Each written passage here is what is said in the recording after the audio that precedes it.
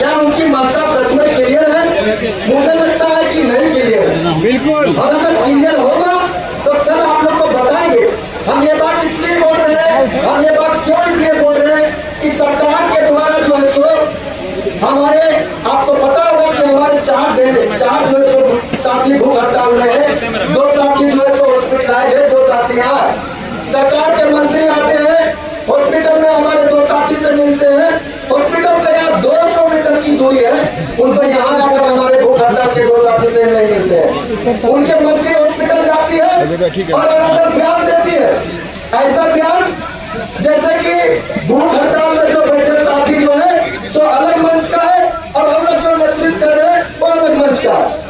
मैं उनको यह स्पष्ट करना चाहता हूँ कि जो भूख हड़ताल में जो साथी बैठी हुई है वो भी जेपीएससी जेएसएससी रिफॉर्म्स मंच के साथी है। और हम देख रहे हैं, आज हम देख रहे हैं, 1-2 दिन से देख रहे हैं कि सरकार जो है सो हमारे मेंबर्स को भी जो है सो अलग थलग करने का काम कर रही है। अरे भाई आप क्या कीजिएगा, आप पेपर बेच दिए, पेपर का जब उजागर पर किया उस व्यक्ति को आप जेल भेज दिए, पेपर को जो लड़ने का काम किया उस व्यक्ति पर आप सीआईडी का केस ऊपर से ठोक दिए। आज जब हम लोग तमाम छात्र एकजुट हुए हैं तो आप हमारे मेंबर्स को भी ढूंढने का काम कर रहे हैं। आपको पता होगा कि यहाँ जितने भी छात्र हैं वो ग्रेजुएट और पोस्ट ग्रेजुएट है। आप जितनी राजनीति करते हैं उससे ज्यादा राजनीति हम लोग पढ़ चुके हैं, इसलिए आपके पास भले सड़कों पर चलने का अनुभव होगा, लेकिन हम तमाम छात्र जो है सब किताब के साथ साथ सड़कों पर भी चला है और संघर्ष किया है। इसलिए हमारे साथी को, हमारे मेंबर्स को, जेपीएससी जेएसएससी रिफॉर्म्स मंच को अगर आप तोड़ने का कोशिश भी करें, ये आंदोलन और भी तेज होगा। ये हम आज आप लोगों को बताने का काम कर रहे हैं, हम ये सरकार को बताने का काम कर रहे हैं कि जेपीएससी जेएसएससी रिफॉर्म्स मंच उतना कमजोर नहीं है जितना आप समझ चुके हैं। ये रिफॉर्म्स मंच आपको आपके सत्ता में जो आपके इर्द गिर्द में जो लोग बैठे हैं आपको समझाने का काम करें कि ये मंच बहुत कमजोर है।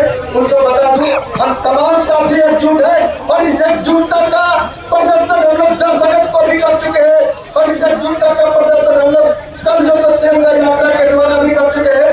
अगर हमारी जायज मांगों को हम नहीं माने, ये एकजुटता का प्रदर्शन आपको हम 20 अगस्त को दिखाएंगे। मैं कुछ बातों को बहुत स्पष्टता से स्पष्ट कर देना चाहता हूँ।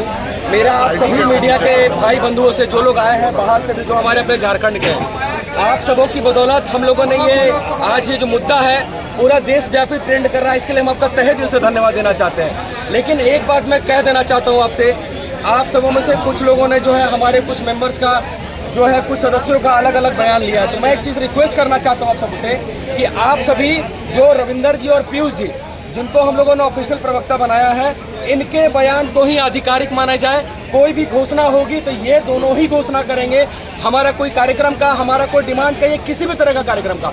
और आपको 8 बजे, कल से 8 बजे आपके समय का भी समस्या है तो कल 8 बजे से आप एक कंटिन्यूस पीसी और आधिकारिक बयान इन दोनों का होगा। कुछ भ्रम की स्थिति हुई है थी कि 16 तारीख को कुछ लोगों ने घोषणा कर दिया था, कोई 18 को। तो मैं एक चीज़ को स्पष्ट कर देना चाहता हूँ कि आपसे विनम्र निवेदन है कि आप दोनों, हमारे रविंदर जी और पीयूष जी, इन दोनों के बयान को ही आधिकारिक माने और फिर वही घोषणा करें, कंफ्यूजन की स्थिति ना पैदा हो। अगर किसी को बुरा लगा हो तो मैं क्षमा मांगता हूँ, क्षमा प्रार्थी हूँ। आप सबों ने इतना रिक्वेस्ट किया है, आप सबों ने इतना हम लोग के लिए सहयोग किया है, तो ये सहयोग जीत तक आपका हमारा बना रहना चाहिए, यही मैं उम्मीद करता हूँ। बहुत बहुत धन्यवाद। इस वार्ता में माननीय मुख्यमंत्री जी अगर हो तो हम लोग जो सब बेहतर से तरीकों को, चीज़ों को हम डायरेक्ट माननीय मुख्यमंत्री जी को समझा सकते थे। हम लोग वार्ता करने के लिए तैयार है। हमारी मांगे तटस्थ है, हमारी मांगे अनिवार्य है। हम अपनी मांगों से कोई समझौता नहीं करते।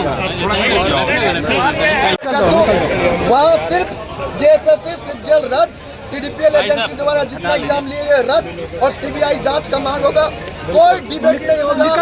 5 मिनट 10 मिनट के अंदर अगर हमारी मांग को मानते हैं तो ठीक है, वरना हम लोग वहाँ से वापस